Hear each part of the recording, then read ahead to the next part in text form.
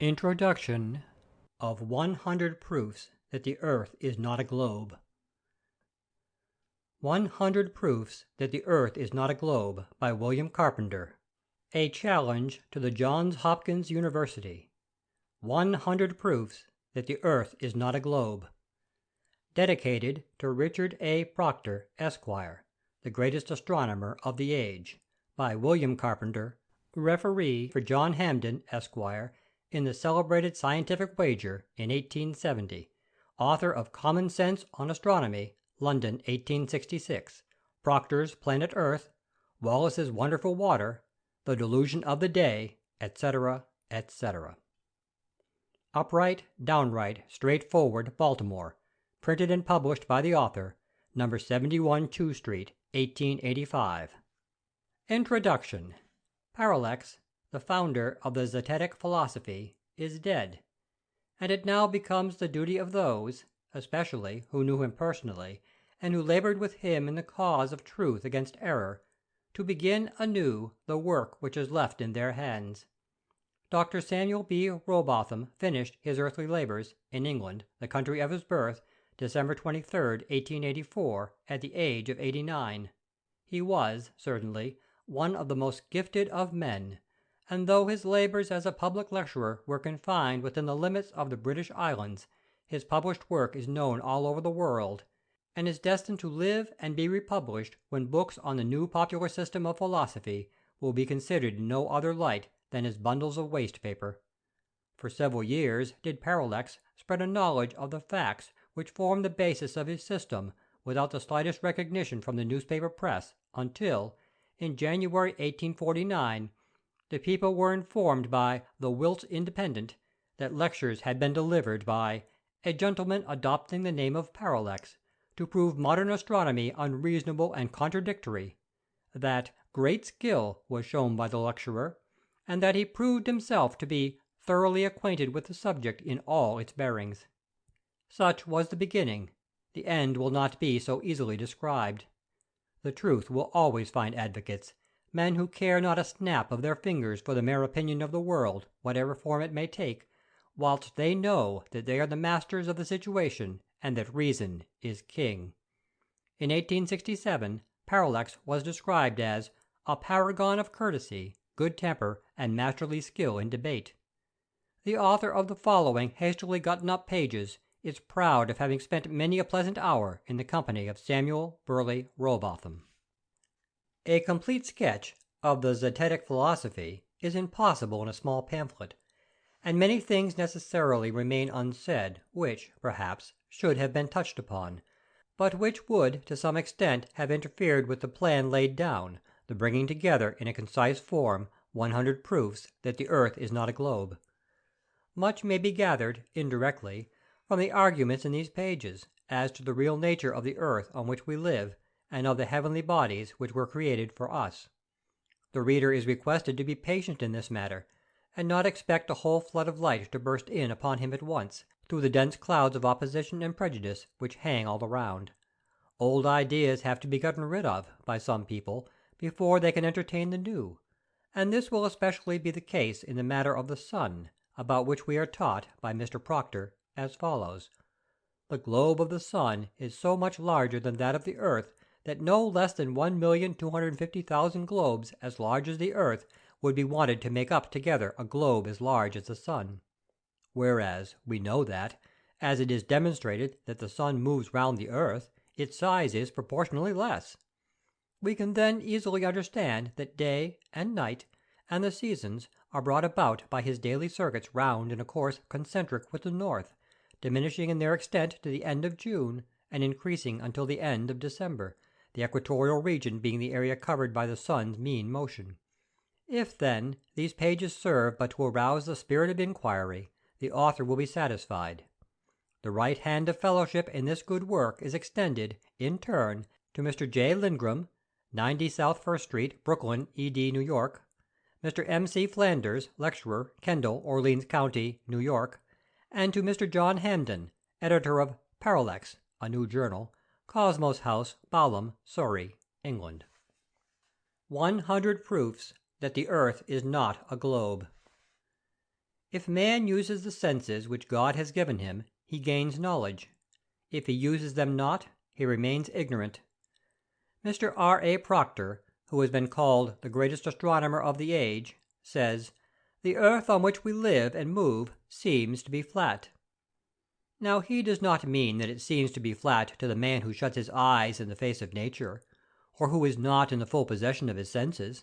No, but to the average common sense, wide-awake thinking man. He continues, "That is, though there are hills and valleys on its surface, yet it seems to extend on all sides in one and the same general level." Again he says, "There seems nothing to prevent us from travelling as far as we please in any direction toward the circle all round us, called the horizon, where the sky seems to meet the level of the earth." The level of the earth! Mr. Proctor knows right well what he is talking about, for the book from which we take his words, Lessons in Elementary Astronomy, was written, he tells us, to guard the beginner against the captious objections which have from time to time been urged against accepted astronomical theories. The things which are to be defended, then, are these accepted astronomical theories. It is not truth that is to be defended against the assaults of error. Oh no, simply theories, right or wrong, because they have been accepted. Accepted? Why, they have been accepted because it was not thought to be worth while to look at them. Sir John Herschel says, "We take for granted, from the outset, the Copernican system of the world." He did not care whether it was the right system or a wrong one, or he would not have done that. He would have looked into it. But forsooth, the theories are accepted, and of course the men who have accepted them are the men who will naturally defend them if they can. So Richard A. Proctor tries his hand, and we shall see how it fails him. His book was published without any date to it at all, but there is internal evidence which will fix that matter closely enough. We read of the carrying out of the experiments of the celebrated scientist, Alfred R. Wallace, to prove the convexity of the surface of standing water, which experiments were conducted in March, 1870, for the purpose of winning £500 from John Hampden, Esquire, of Swindon, England, who had wagered that sum upon the conviction that the said surface is always a level one. Mr. Proctor says, "The experiment was lately tried in a very amusing way." In or about the year 1870, then, Mr. Proctor wrote his book, and instead of being ignorant of the details of the experiment, he knew all about them.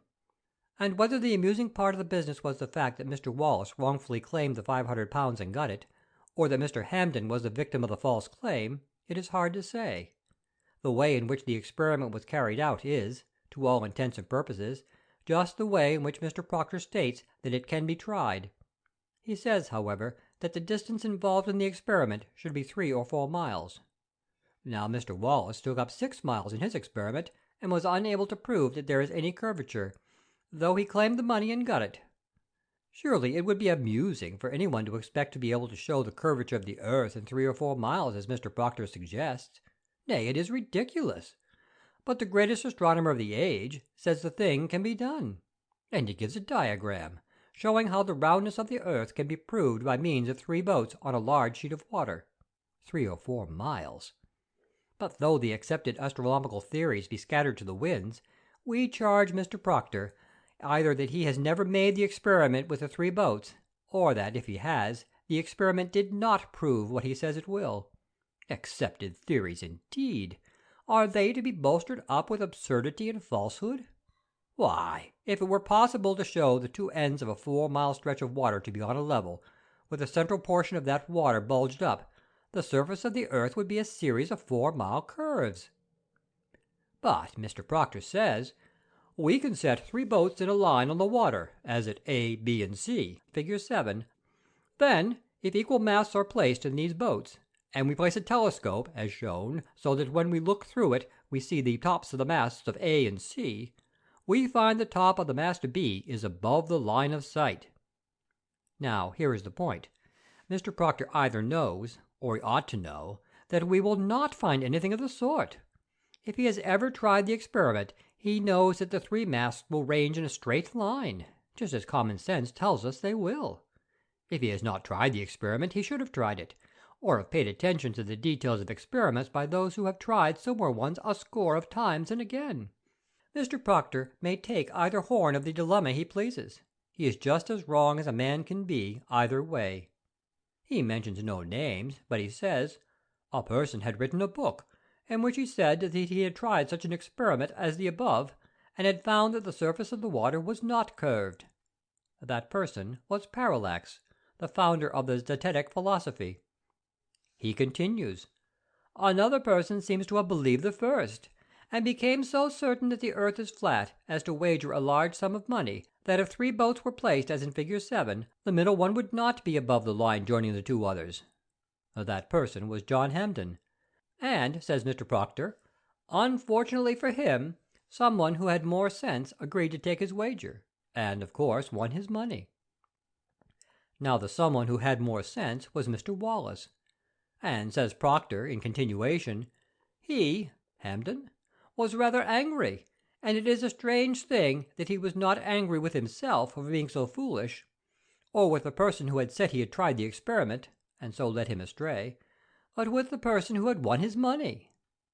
Here, then, we see that Mr. Proctor knows better than to say the experiments conducted by Parallax were things of the imagination only, or that a wrong account had been given of them, and it would be well if he knew better than to try to make his readers believe that either one or the other of these things is the fact.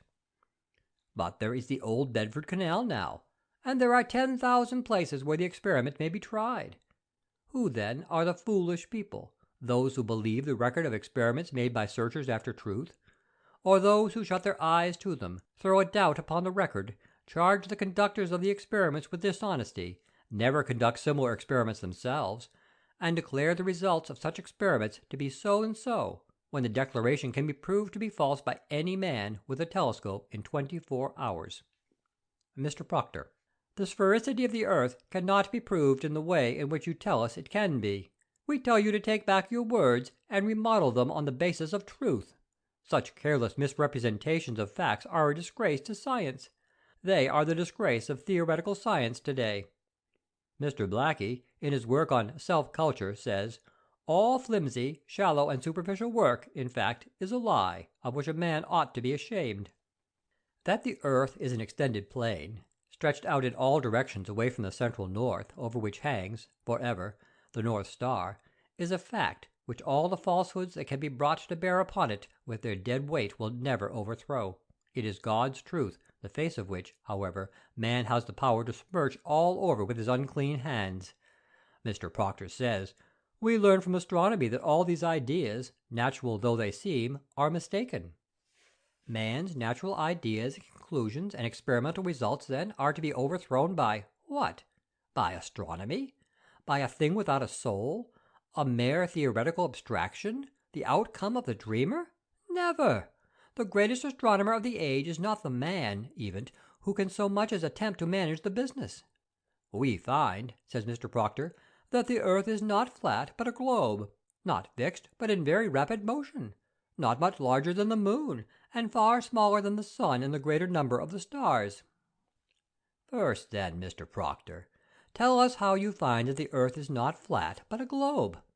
It does not matter that we find it so put down in that conglomeration of suppositions which you seek to defend. The question is, what is the evidence of it?